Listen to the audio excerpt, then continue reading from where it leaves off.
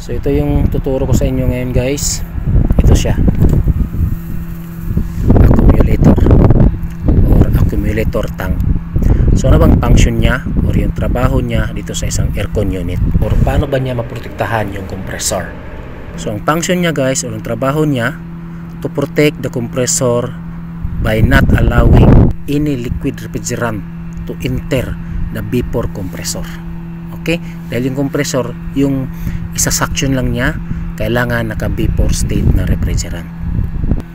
So ngayon, in heating and defrost cycle ng isang unit, gamit itong reversing valve, hindi talaga maiwasan na mayroon talagang liquid refrigerant na makapasok dito sa may suction pipe.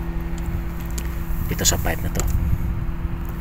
Dahil nga, pag gumalaw yung valve sa loob, itong four-way valve, pag may pumasok na liquid refrigerant sa suction pipe, dito yung tatagos.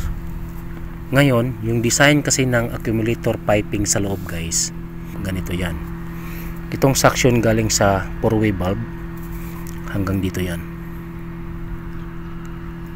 Itong intake pabalik sa compressor, mataas yan, diretso yan sa taas dito.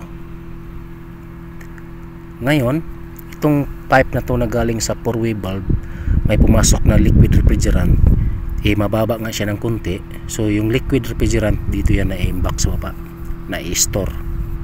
Tapos itong compressor suction dito sa taas, ibig sabihin, alam naman natin na yung liquid na sa baba na portion, yung vapor na sa taas. So ibig sabihin, wala talagang mahigop na liquid refrigerant yung compressor, dahil nga yung tubo na to diretso sa taas, yung tubo naman mababa. So dito sa loob ng accumulator, malaking yung tubo na to, dyan na evaporate or na change yung liquid refrigerant into vapor state. Okay? So ibig sabihin, yung vapor na sa taas, yung liquid na sa baba, yung vapor na refrigerant, yun lang yung may higop ng compressor pabalik sa kanya. Okay? So yan yung purpose niya, to protect the compressor na hindi makahigop ng liquid refrigerant pabalik sa compressor. Okay? Dahil nga yung design ng tubo sa loob unlevel. Yung intake ng compressor dito sa taas na portion, yung buga naman ng refrigerant galing sa reversing valve sa baba.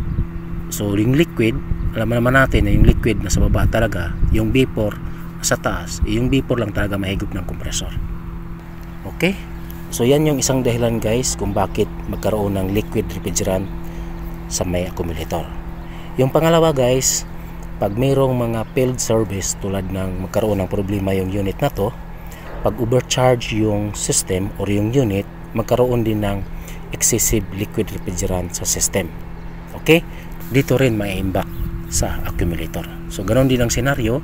Okay? So yan yung dalawang reason kung bakit mayroong liquid refrigerant na makapasok dito sa accumulator. Failed service or yung magkaroon ng problema tapos overcharge yung system, tapos pag heating and defrost cycle ng unit. Ito siya. Okay? So yan yung function or trabaho, paano maprotektahan ng accumulator yung compressor. Okay?